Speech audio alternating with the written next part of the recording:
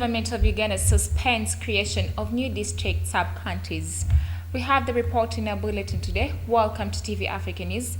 Hope you had a beautiful day. This is Africa Today. My name is Nahabi Kashira, but first to the headlines. Government suspends creation of new district sub-counties. Angola celebrates 19 years of peace, the end of armed conflicts. In our sports today, Valencia's Marta Diakabi calls for no racism in football. Thank you so much, our reporter. Now moving on, the Minister of Local Government, Mr. Raphael Majezi, has said that government has indefinitely suspended the creation of new administrative structures across the country. We have more.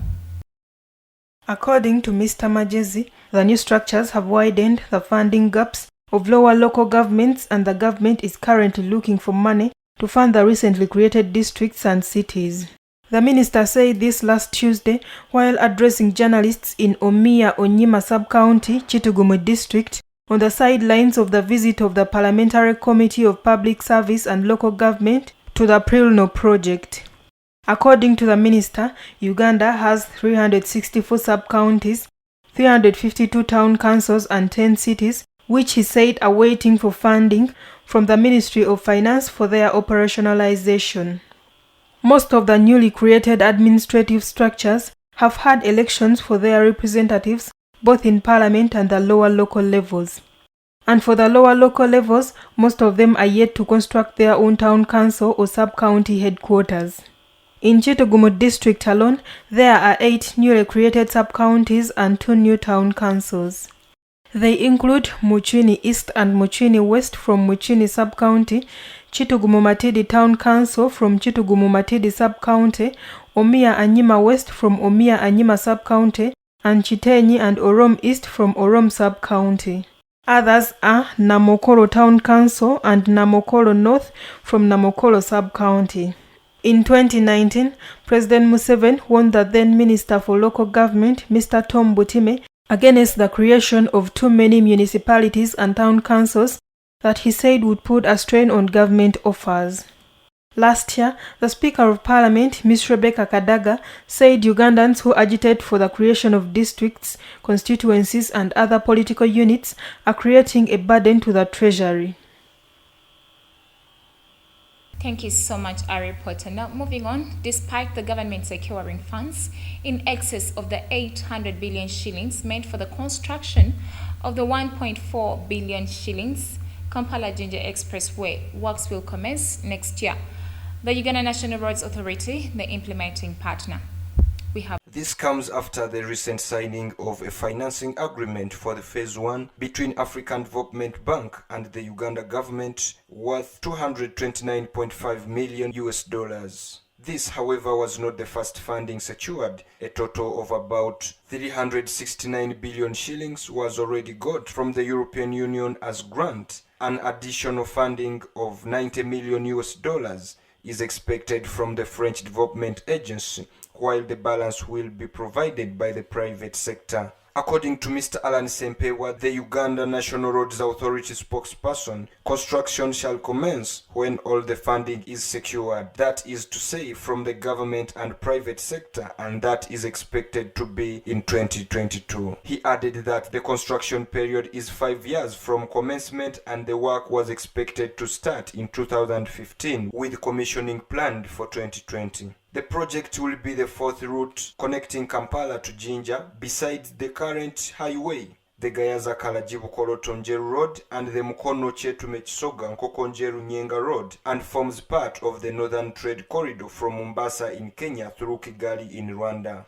It is also a strategic corridor which serves as a trade link to the sea for landlocked countries of Uganda, Rwanda, Burundi, South Sudan, as well as Eastern Democratic Republic of Congo.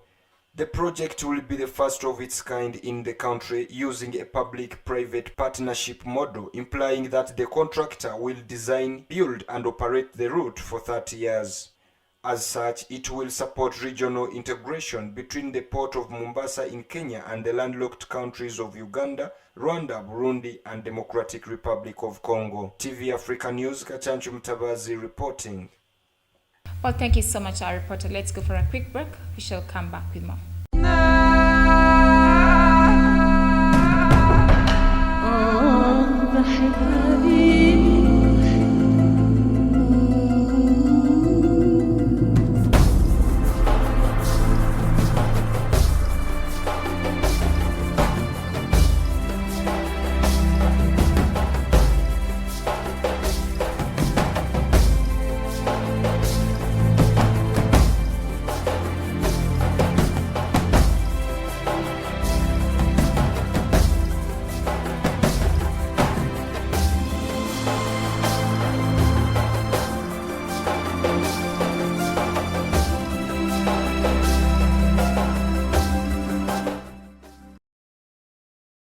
Welcome back for the break. You're still watching TV Africa, The Right to Know. Now, moving on in our international news today, the National Museum of Egyptian Civilization has been fully opened to the public just a day after a procession of the floats carried the mummified remains of 22 pharaohs through the Captain to their new resting place in the museum.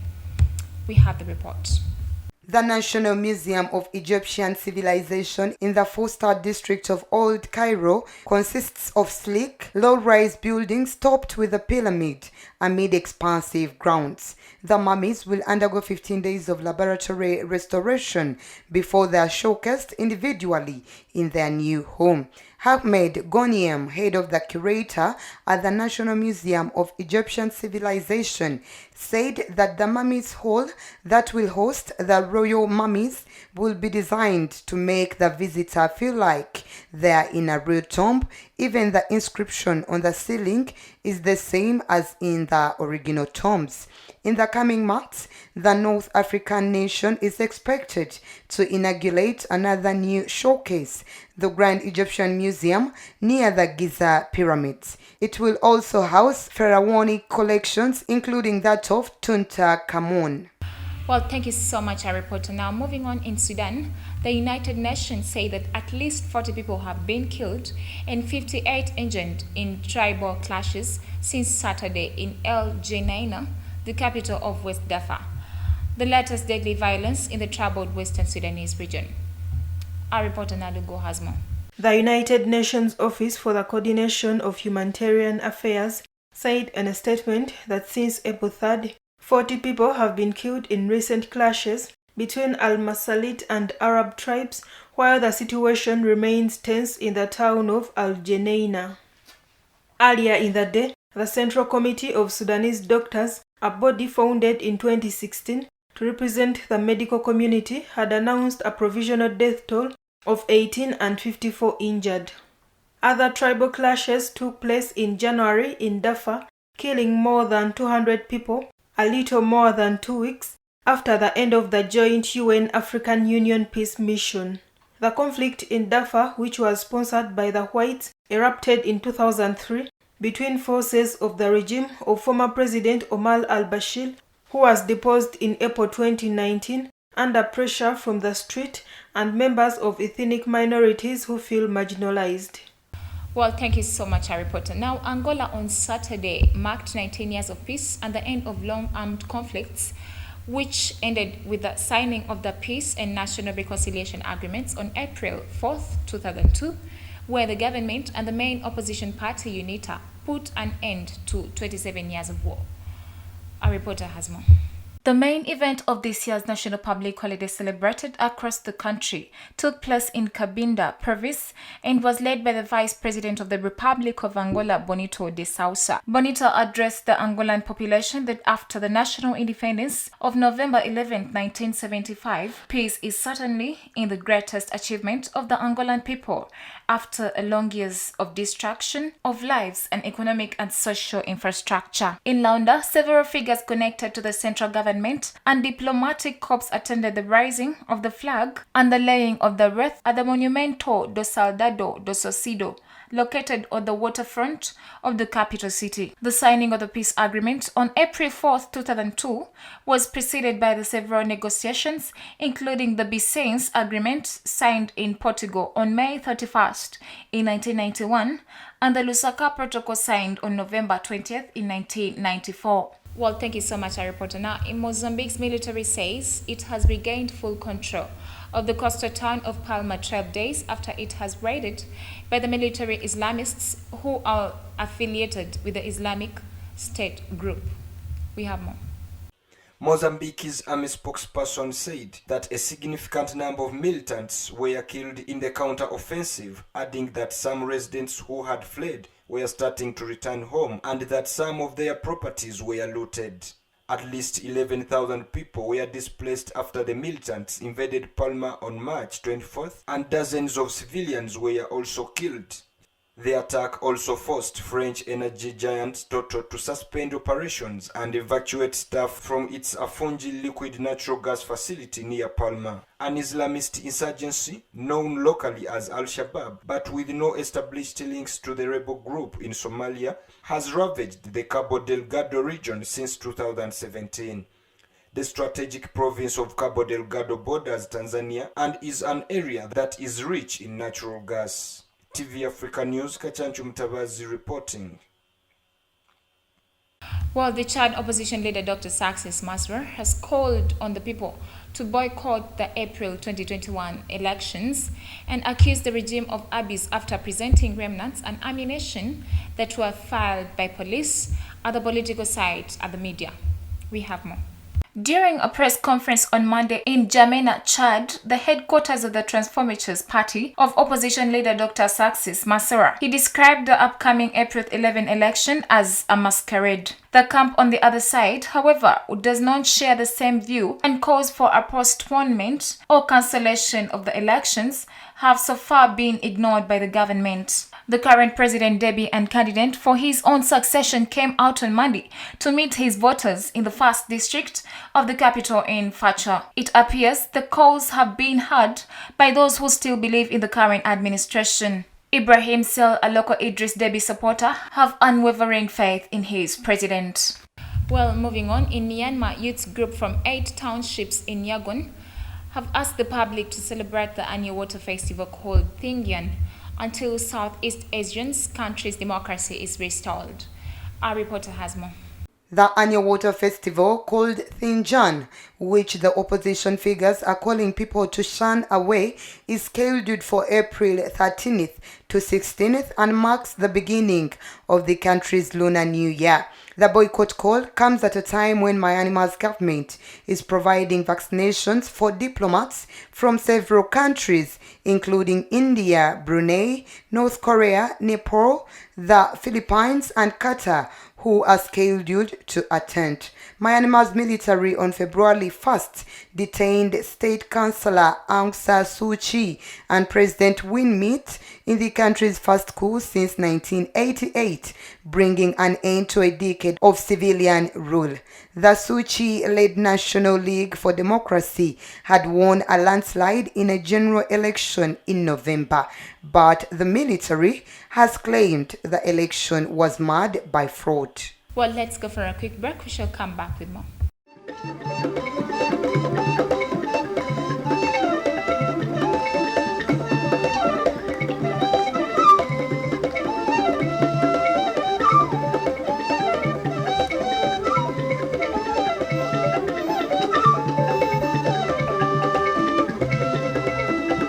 Welcome back from the break. You're still watching Africa Today. Now, in our business news today, foreign ministers from Egypt, Ethiopia, and Sudan kicked off negotiations in Kinshasa on Sunday over Addis Ababa's contested Grand Ethiopian Renaissance Dam on the Blue Nile, according to officials. We have more. President of the Democratic Republic of Congo, Felix Tshisekedi, who became chairman of the African Union in February, urged the foreign ministers to launch a new dynamic during the Nile Dam negotiations. The Nile, the world's longest river, is a lifeline supplying both water and electricity to the 10 countries it crosses. Upstream Ethiopia says hydroelectric power produced by the GAT will be vital to meet the energy needs of its 110 million people. Egypt, which depends on the Nile for about 97% of its irrigation and drinking water, sees the dam as an extensional threat. Sudan, also downstream, fears its own dams will be compromised if Ethiopia proceeds with filling the gap before a deal is reached.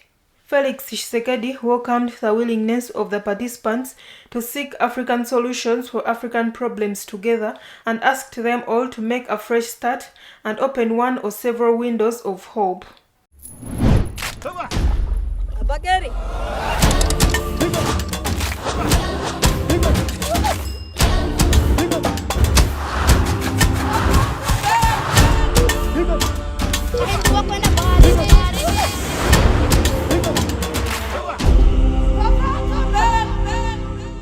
Away from business, in our health news today, Nigeria has begun clinical trials for the 2 COVID-19 vaccines deployed by Nigerian scientists, a move described as a scientific breakthrough which will boost the morale and image of the medical industry in the country. We have more. The chairman of the Presidential Task Force on COVID-19, Boss Mustafa, told the reporters last week that the vaccines will be used after the completion of trials and obtaining of relevant certification. Mustafa asked all relevant agencies to provide the necessary support for the smooth running of the remaining protocols for the certification of the vaccines. So far, Africa's most populous nation has taken delivery of 4 million doses of the Oxford AstraZeneca vaccines from the COVAX initiative.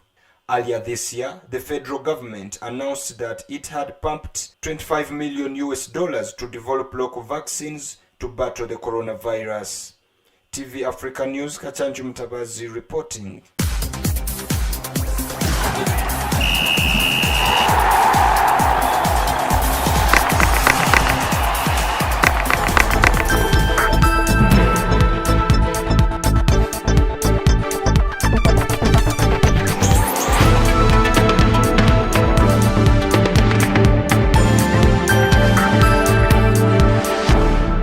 In our sports today, the fight against racism in football continues in La Liga after Valencia's Mokhtar Diakabi said he had a racial insult from Sadis. Valencia FC president Anel Mathai said that he was Diakabi, who cannot speak because he is really affected during the game against Cadiz as they witnessed a flagrant incident of racism. He added that although Carme denied, they were all able to recognize the look of guilty, and they believe that Mokhtar Diakabi was the victim of an extremely serious racism insult by Joe Ankara. Diakabi asked his teammates to return, and they resumed the game as the team would have to forfeit the match and lose points, but did not return to the pitch himself. Both Diakabi and Mathai said no to racism. Thank you so much, our reporter. Now, before we end our bulletin, let's have a recap of our top stories. Government suspends creation of new districts, sub-counties. Angola celebrates 19 years of peace, the end of armed conflicts. In our sports today, Valencia's Mokhtar Diakabi calls for no racism in football. Thank you so much for watching with us. Don't forget to subscribe to our YouTube channel. We shall keep updating you. It is TV Africa, the right to know. This is Africa, and that was the news.